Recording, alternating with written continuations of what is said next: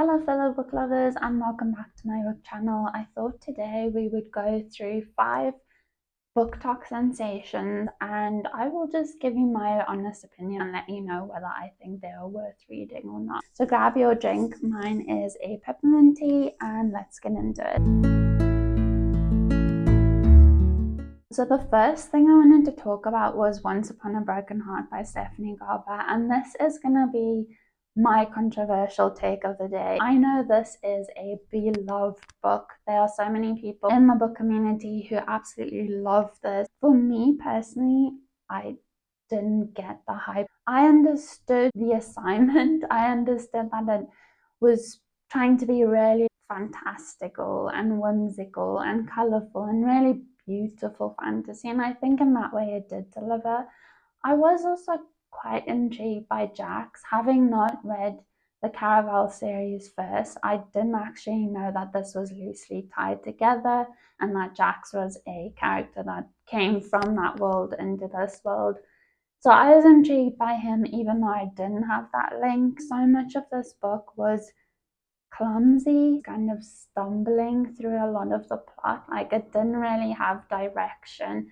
It was almost like it was trying to do the vibes, not plot thing, but there was still really high stakes. And so I think it couldn't feel cozy if the stakes were so high. There were clumsy errors in it. For example, I remember one thing was this interaction between someone and Evangeline, and this character looking up at her. But then in the next line, it's mentioned that she's looking up at him, which, if he's on his knees, where does that put her if she's now also looking up at him? Tiny little errors that could have been avoided if it was edited a little bit more. That extra bit of TLC would have made for a smoother read. There wouldn't have been things that I kind of consistently picked at and well, that doesn't make sense. So it's just like continuity errors almost. For me also, the chemistry didn't feel that intense that like I could forget about everything else.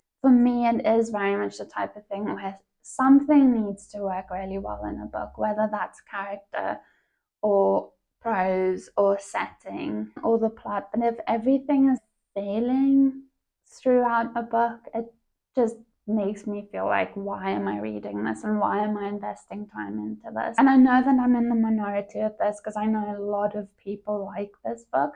But in my personal opinion, if you're asking me if this very hyped up book is worth it, I don't think it is. The next thing I wanted to talk about was The Invisible Life of Addie LaRue by V. Schwab. This is the book that people recommend when they recommend Schwab. And don't get me wrong, this is a gorgeous book. This for me exemplifies the vibes, no plot, because yeah, you don't have a lot going on in this, but it is so gorgeously written that you just want more and you just want to keep reading. For those of you who don't know what this one's about, we're in France in the 1700s, and we meet Addie, who is being forced into an arranged marriage. She has no interest in this. So on her wedding day, she goes out to pray to any and all gods who will listen, and one does. And she strikes a bargain, and the events that unfold from that bargain is essentially what we follow in this book. She doesn't quite phrase her side of the bargain well enough. She doesn't define those terms very well. And so what ends up happening is people forget her. Now, fast forward like 300 years, and we meet someone who seems able to remember her. That little bit of hope that sparks within Addie is really beautiful. And I think Schwab did, as she always does with prose, she did such a beautiful job to tell this really lonely and very intimate story. Do I think it lives up to the hype? In a way, yes, because it is a gorgeous book and I really did enjoy this.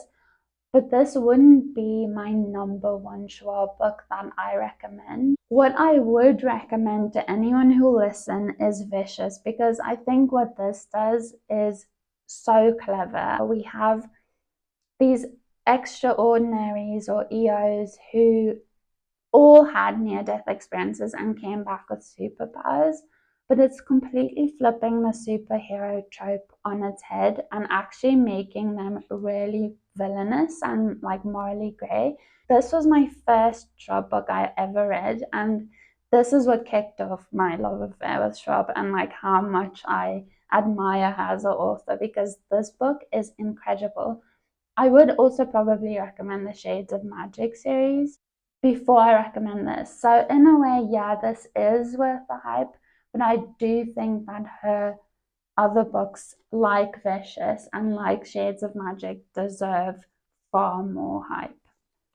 Next is Six of Crows by Leigh Bardugo. I've been on TikTok for about 2 years. I've been on Bookstagram for longer than that. I'm obviously quite new here, but this is a book that's like a repeat recommendation. And you know what? For good reason. I absolutely adored Six of Crows. For me, this is a 5-star. It's a perfect book in my opinion, because we have not only a heist, which is literally one of my favorite tropes. I love heists and I love trials. And if you give me either one of those, I am a very happy camper.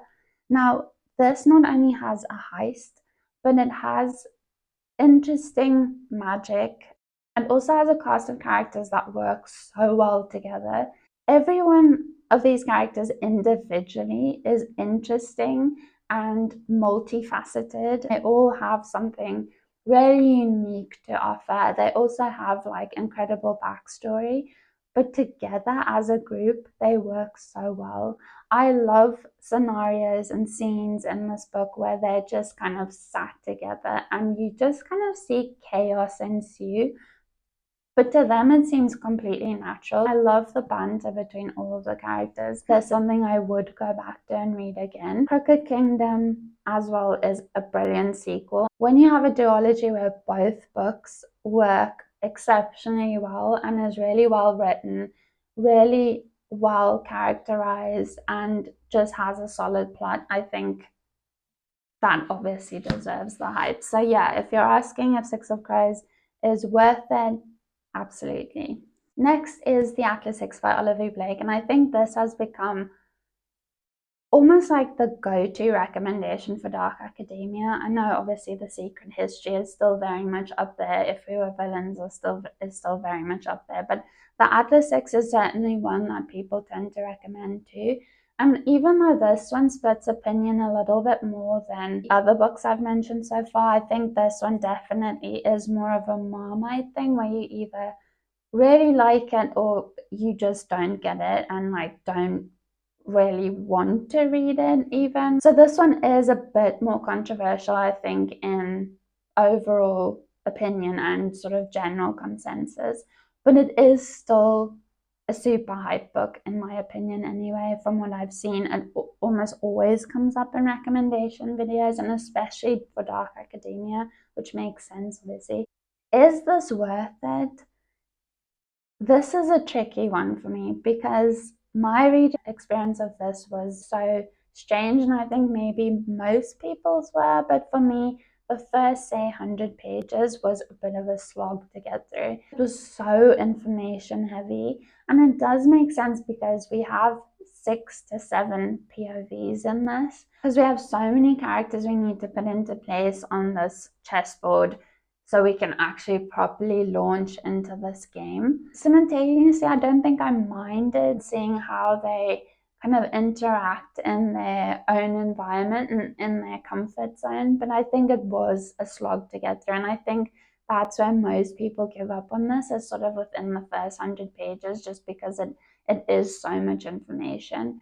Then from about 100 pages to 200 pages, I'd say, it really ramps up a bit. We start to see what these people can do, but not only see their abilities, we also start to ask a few more questions about what is actually going on here. And I think this would be a good point for me to just pause and quickly summarize what this book is. Now, it is dark academia, and we have 6 brilliant students who've all graduated. They all are exceptionally intelligent and exceptionally talented and have these separate abilities. Atlas Blakely essentially comes around and says, hey, do you want to join this kind of secret society and you'll potentially be working in the Alexandria library. But before you get there, you're on a sort of apprenticeship, and only 5 students will progress. Now, we don't know exactly what happens with the 6th student. In those 100 pages, we start to see that a little bit more clearly. And then the final part of this book, everything just kicks off. And we have so much action. We have twists and turns and things that literally is left field, things that I did not see coming at all. This book is very much worth sticking out because I think once you get to the end of this, you are itching to carry on reading. I would say it is worth the hype, but I can also see why people didn't enjoy that. If you did not enjoy Atlas 6, I would say not to be discouraged and to return to Olivie Blake's bibliography anyway, because what she does is write so diversely. Something like Alone with You in the Ether is really a love story and a look at mental health, and kind of defines a lot of your relationships and plays like a huge role in your interactions and how you kind of go about life. So I think this is a really beautifully written book. And then this one is really fun because we have this Romeo and Juliet retelling in modern day New York, but with witches, and it's just really witty and tragic, as you would expect from a Romeo and Juliet retelling. Is this one worth all the hype? Yes and no, I would say. The final book I wanted to talk about was Babel by R.F. Kuang. Now, this book came out and there was so much talk. Do I think it was worth that hype?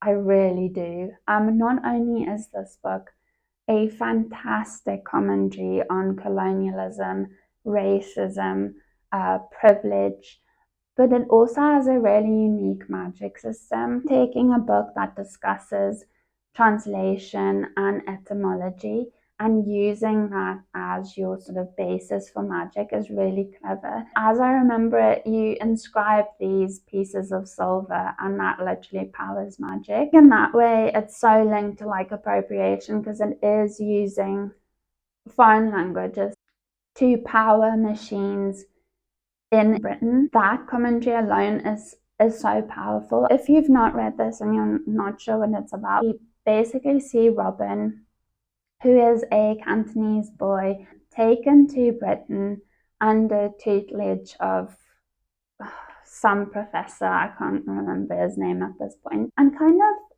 fathered by this man and really tutored and cared for so that he can get into Oxford. We see this boy who's really desperate to fit in with the status quo, to have this sort of prestige and acclaim that this university can offer him. And as the events sort of unfold throughout this, we really see Robin start to question if that is what he really wants. And I think that is what, through some people, with Robin's character is how undecided he became and how torn he was. But I thought that worked really well for his character in this case, because when you do believe for 18 or how many of it, 17, 18 years that you want one thing and then you're shown why you shouldn't want that thing, of course you're going to be torn and you're going to have this internal battle between, you know, what your heart wants and what your mind's kind of telling you not to want. So I really loved his character. I liked all of the characters in this. I think they all really serve the purpose that they were put there to serve. So I think in that way, it's just a really well executed story. And I love anytime a book can make you question things and like challenge you. I think you expect that from nonfiction because that's why we sort of read a lot of nonfiction.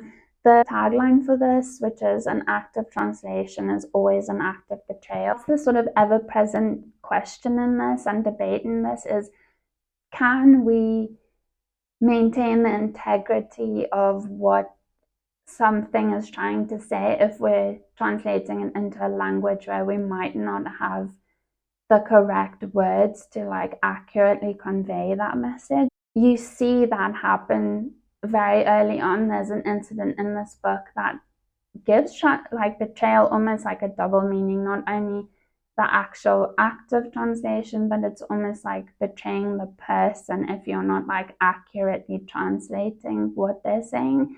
There's just so many interesting scenes where it really poses so many like moral questions. I absolutely adored this, and this is a book that I will continuously recommend for not only dark academia reads, but just good fiction. And I think it's definitely something that everyone should read. So that's been my honest opinion on 5 very hyped books. If you can think of any other books that have been hyped and that you would like an honest opinion on, please drop them in the comments. If I get enough suggestions, I would definitely make a part 2. If you enjoyed this video, please consider subscribing and also drop a little thumbs up. Thank you for watching, and I'll see you again next time.